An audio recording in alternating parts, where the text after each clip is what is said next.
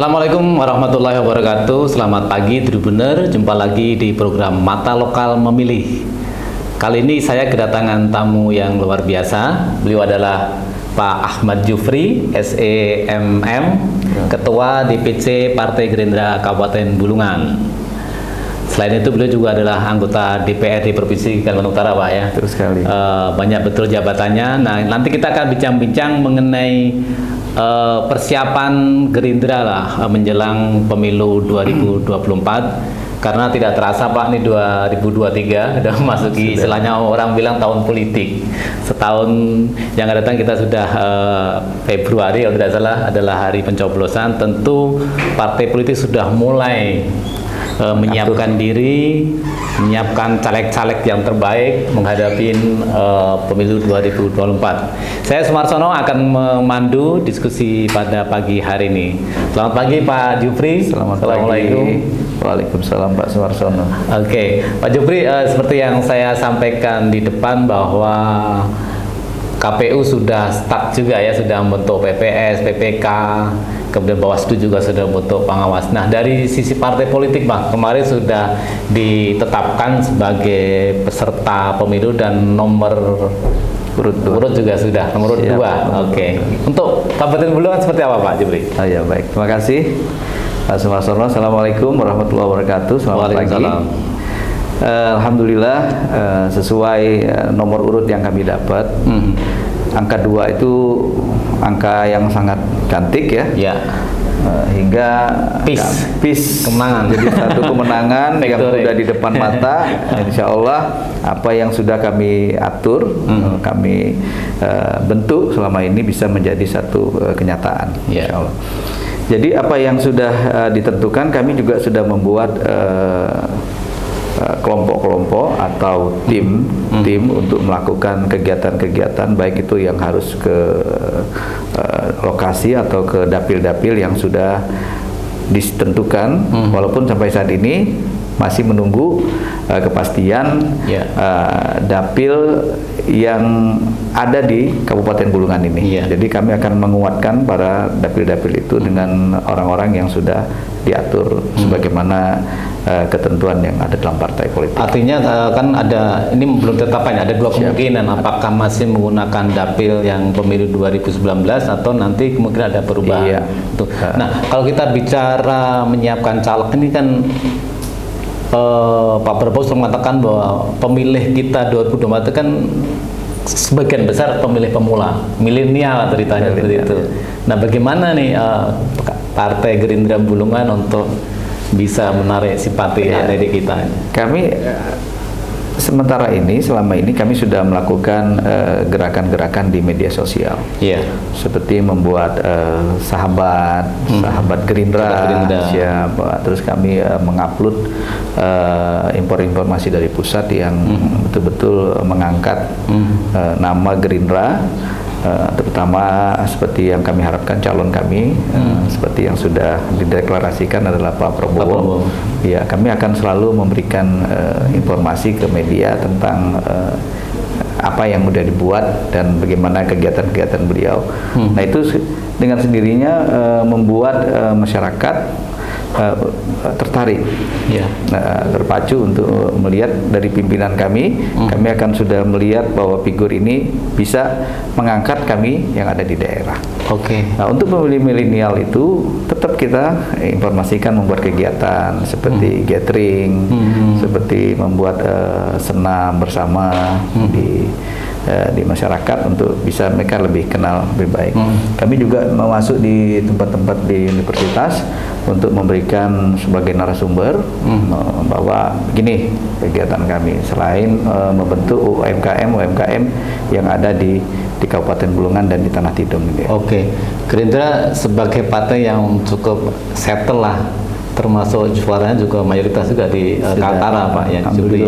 Nah, kalau dari sisi tadi caleg udah mulai disusun nih, berapa persen Pak caleg-caleg muda nih yang akan disiapkan? Apakah masih mengandalkan caleg-caleg sebelumnya yang sudah duduk di DPRD atau wajah-wajah baru yang akan kita nanti pasang? caleg kami ada di DPRD itu tetap, tetap kami karena mereka sudah mempunyai massa, mempunyai konstituen sendiri. Kami akan menambah 30% yang milenial yang masuk di situ. Tapi sampai saat ini saya rasa tinggal yang ada aja, ada beberapa, tapi yang anggota kami yang di DPRD kabupaten itu masih muda semua, masih oke semua, masih bisa dikatakan milenial. Jadi kami tambah lagi, pemilih-pemilih baru, karena pemilih-pemilih baru ini memang harus di treatment dulu, karena mereka masih berpikiran politik ini masih belum cukup dengan usia mereka. Nah itulah yang perlu pembelajaran, perlu pendidikan politik, sesuai yang berapa kali kami adakan pendidikan politik itu, ya kami memberikan semangat buat mereka, bahwa tidak harus menang tapi harus belajar dulu. Jangan berpikiran ikut caleg harus menang. Betul. Ada juga yang berpikir kita harus belajar dulu untuk berikutnya baru kita untuk jadi begitu. Saya juga dulu begitu, saya harus belajar hingga periode berikut proses, baru saya bisa menduduki posisi. Bicara kalau melalui proses, Pak, ada juga kan partai politik yang mencari caleg itu yang tanda kutip punya modal besar nih, ya kan? Tujuannya tentu ya kursi dan suara. Nah, bagaimana menyikapin itu, Pak Jupri? Kami itu tidak bisa kita pungkiri, Mas. Memang itu betul dan boleh. Kami selalu bersama-sama. Jadi kami yang punya modal akan membackup teman-teman kami yang masih kurang, supaya kami bisa dapat bersama-sama.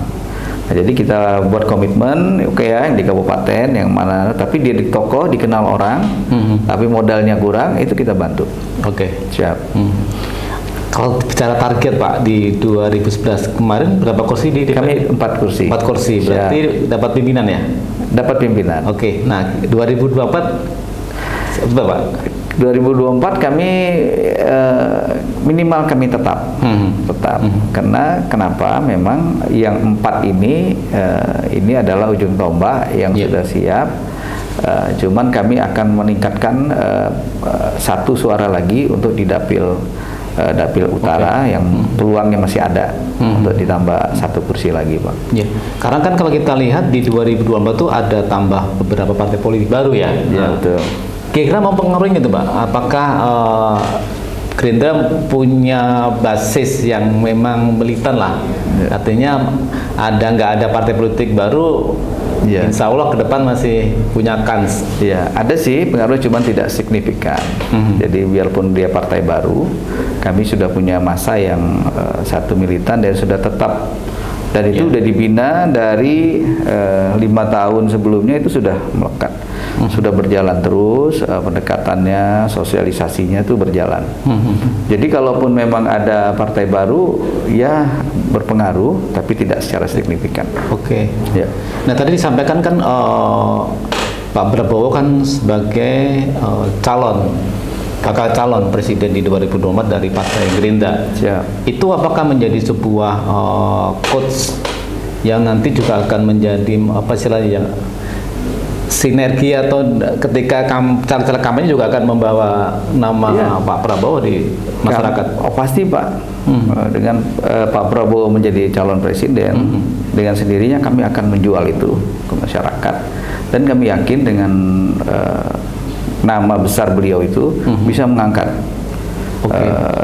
marwah partai, terus peminat partai yang ada di Kabupaten Bulungan untuk memilih caleg-caleg yang ada di kabupaten. Karena Pak Prabowo ini punya sudah punya pengaruh besar di negara kita ini, yang sudah banyak jasanya, hingga timbang kita memilih yang belum pasti, ini ada yang pasti, yang sudah berbuat banyak untuk negeri ini. Itu juga kalau kita bicara berdasarkan pengalaman di 2019, Pak, ya, suara yang cukup signifikan di Bulungan maupun di Kaltara memang pengaruh dari Pak Prabowo, nama Prabowo yang juga maju di Pilpres kemarin. Itu kami rasakan, Pak. Dari jumlah pemenang legislatif, di situ kelihatan. Jadi 5 tahun sebelumnya kan tidak segitu. Kami cuma dapat 2, 3. Nah, ini kan sudah dapat di provinsi 5, di kabupaten maksimal 4. 4 ya. Ya, dan tidak pernah terjadi untuk Kabupaten Bulungan dipimpin oleh Gerindra. Oke. Ya, itulah. Ya. Jadi dengan bawa nama besar itu kami juga ikut terangkat bersama-sama beliau. Ya. Oke Pak Jupri, kalau kita sedikit tarik ke pusat ya. Beberapa waktu lalu kan diresmikan semacam sekretariat bersama Gerindra dan PKB.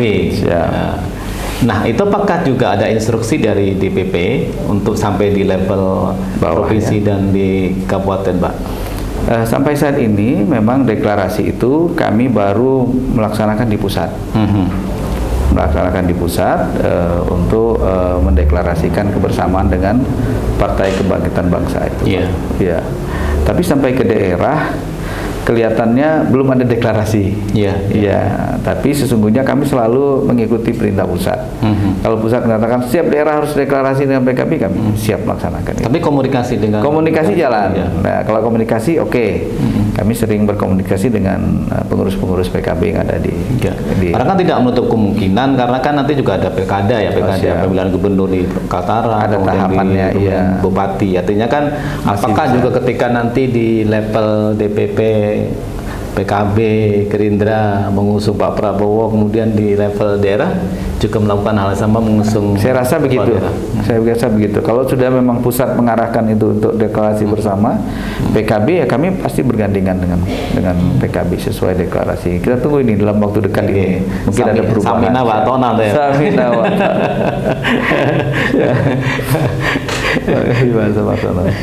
Oke, kita tadi diskusi soal Pak, soalnya ini kan baru wacana juga soal pemilihan terbuka tertutup, artinya kembali di zaman dulu suara terbanyak baru nanti yang tertinggi.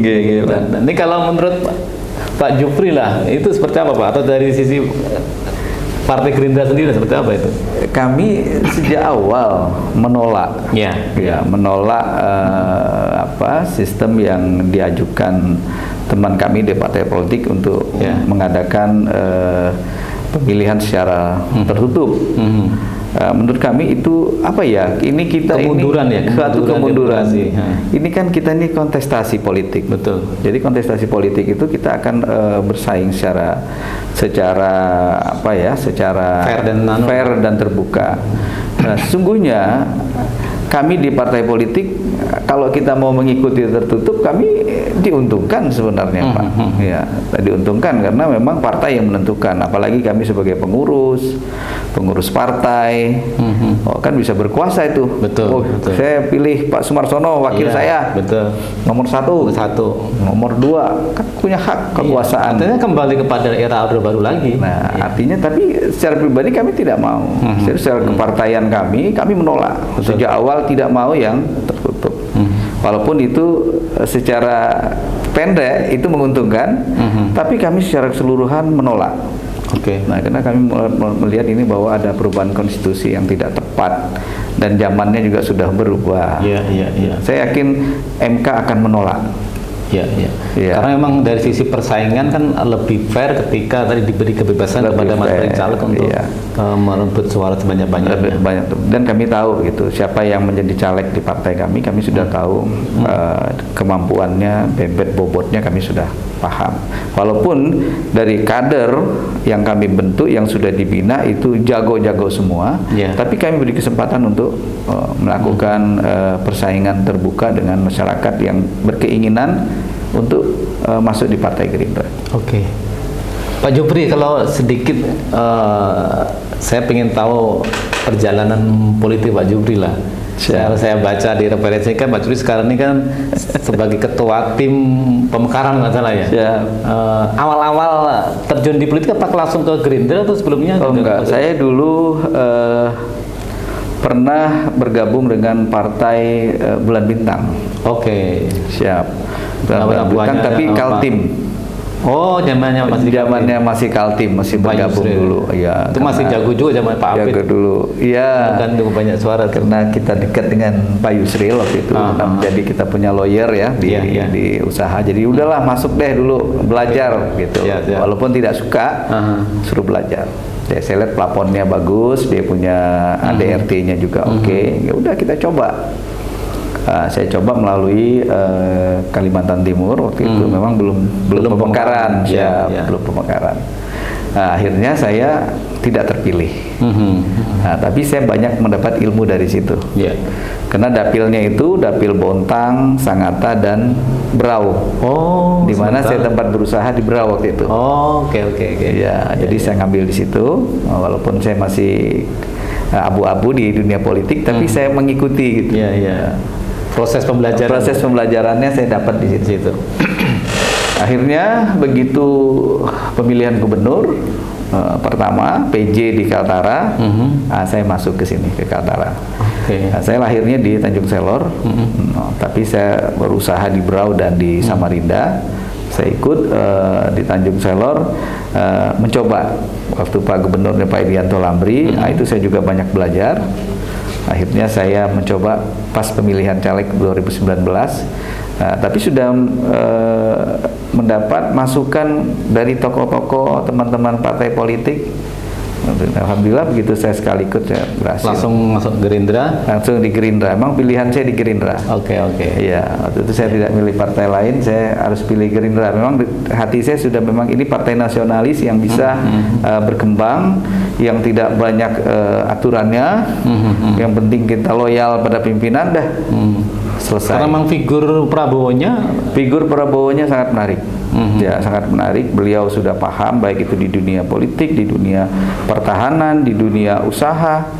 Itu dia sudah kuasai dari ujung, dari Sabang sampai Merauke. Kenapa kami tetap kekeh dengan Prabowo itu? Karena beliaulah yang saya lihat saat ini pemimpin yang paham negeri ini. Iya, dia paham negeri ini karena dia satu udah berjuang dari mudanya di pertahanan, keamanan, terus dia jadi pengusaha dari dalam negeri, di Jordania, di Rusia. Jadi memang banyak sekali ilmu yang. Dan dari sisi beliau itu saya melihatnya jiwa kesatrianya. Kesatriaan dan cinta tanah airnya tidak bisa diragukan. Kalah itu bukan berarti kalah, tapi saya melihat ketika ketemu Jokowi sebagai pemenang, akhirnya beliau masuk di pemerintahan itu mungkin sebagian orang mungkin menganggap betul pragmatis, tapi sebagian orang wah ini sesuatu yang luar biasa. Berat sekali itu Pak, jiwa kesatrianya, yang jiwa kenegaranya, kesatrianya di situ kita ngelihat.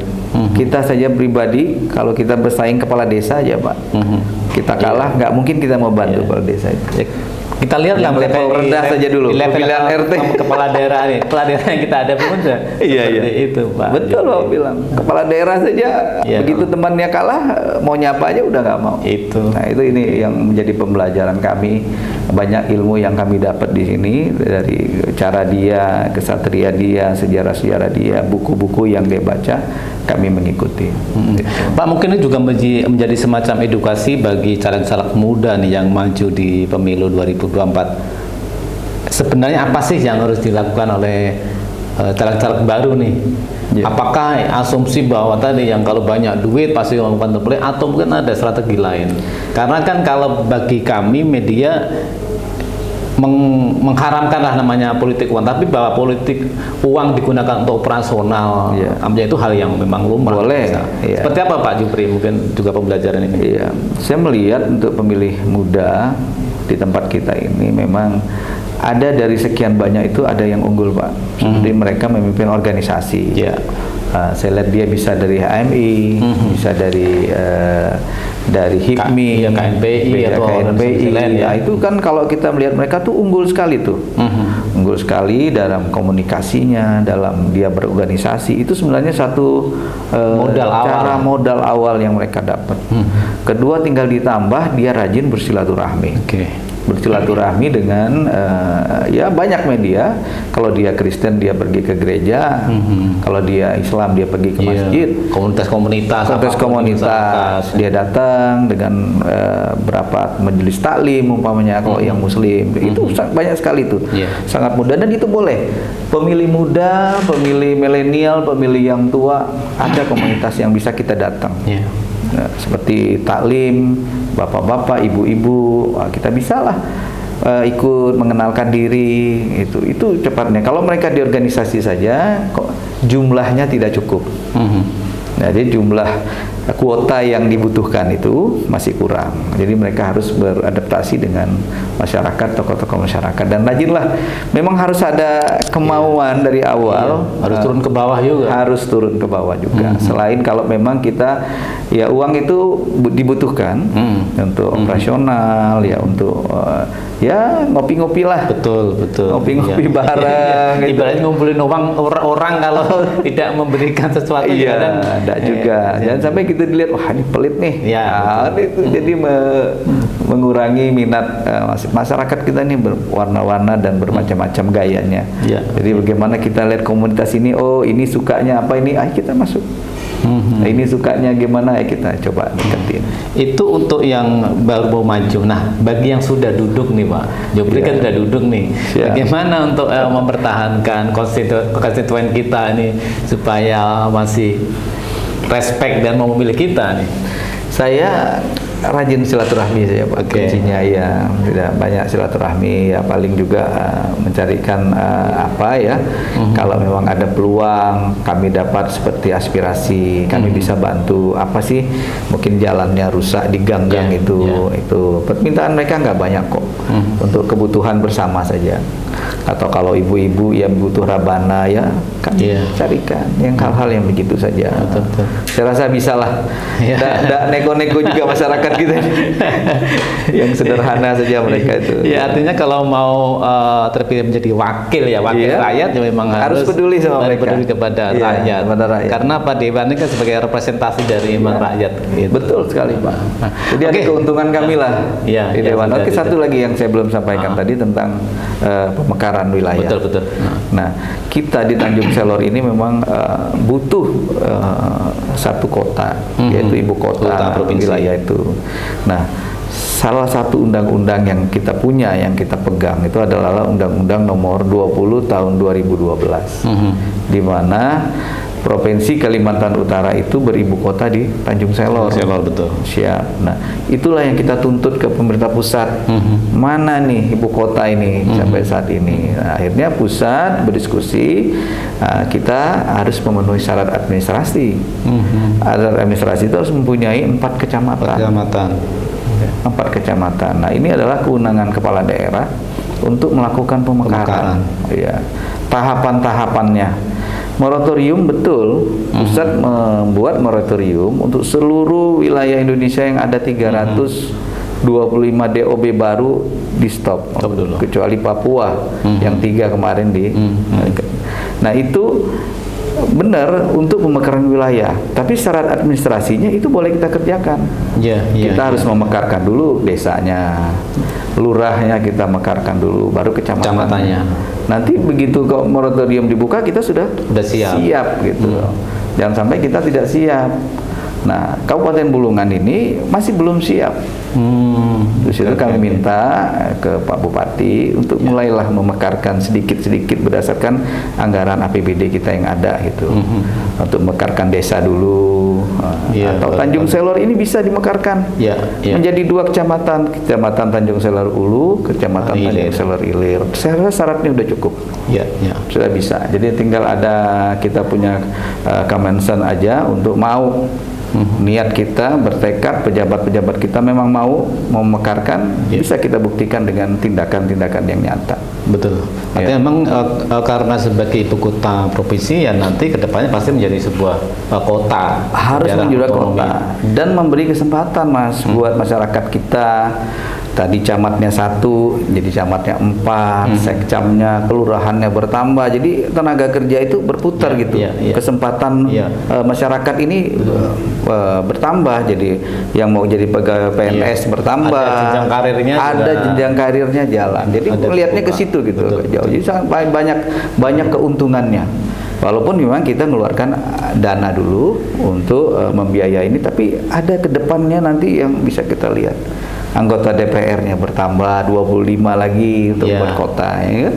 Kesempatan masyarakat Bulungan ini banyak sekali dengan dimekarkannya Tanjung Selor ini menjadi ibu kota Provinsi Kalimantan Utara. Terakhir Pak Jupri, mungkin ingin disampaikan kepada masyarakat konstituen karena ini sudah 2023, tidak lama lagi kita akan melaksanakan di pesta demokrasi di 2024. Apa harapan dan himbauan kepada minimal konstituen Gerindra lah di Bulungan? Silakan Pak Juri.